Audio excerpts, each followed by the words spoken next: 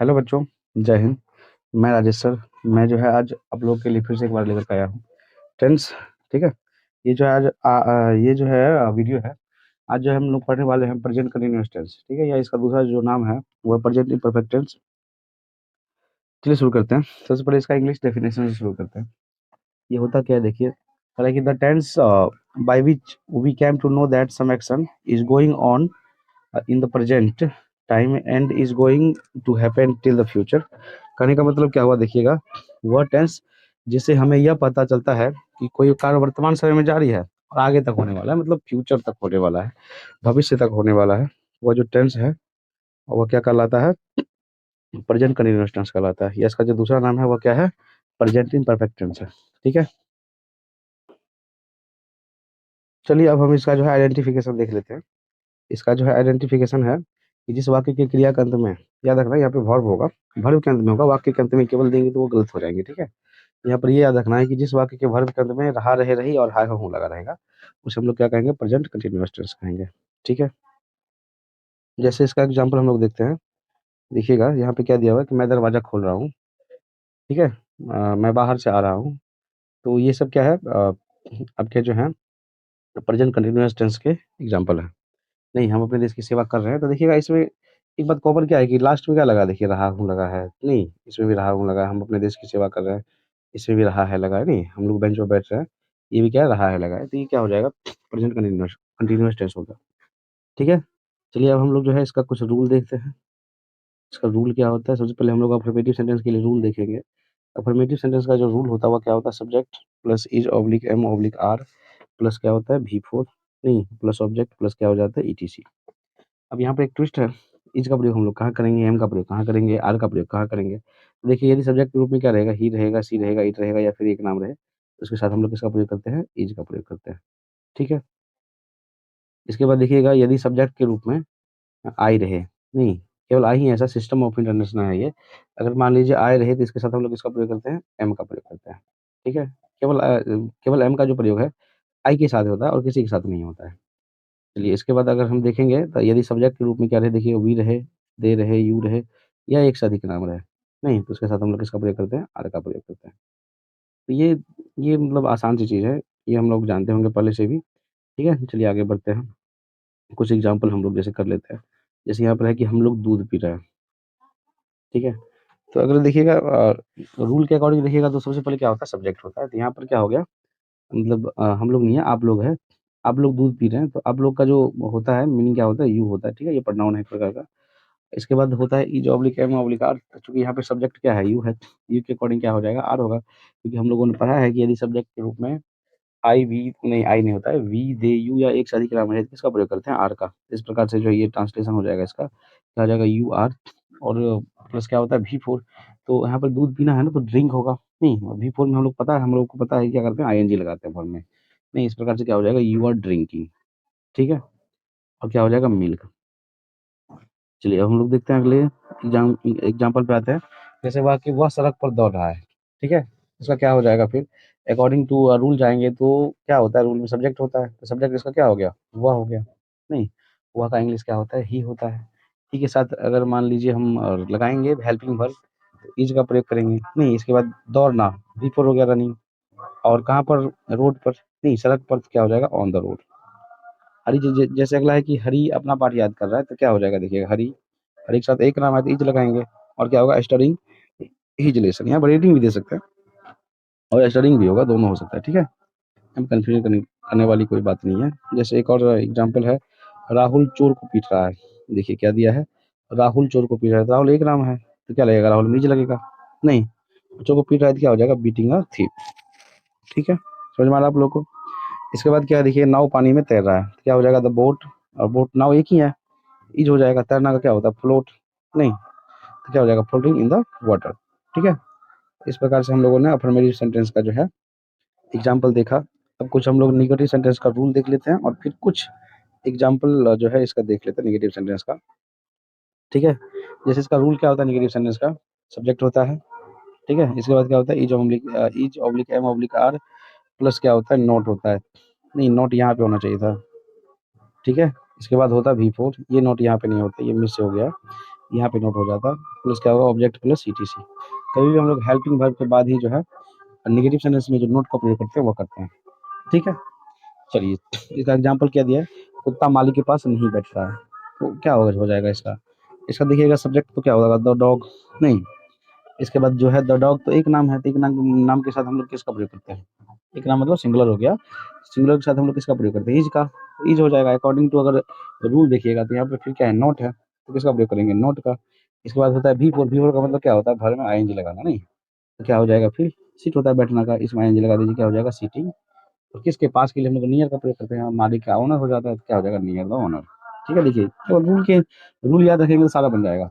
इसके बाद क्या है कि सुजीत अपने मित्र की हंसी नहीं उड़ा रहा है, तो क्या हो जाएगा देखिए Sujit is not making fun, नहीं, क्या हो जाएगा Sujit is not making fun of his friends, मतलब क्या ऑफ हिज फ्रेंड, मतलब सुजीत यहाँ पर एक नाम है तो इज का प्रयोग हुआ, नहीं, हेल्पिंग वर्ब के साथ हम लोग नोट का प्रयोग किए।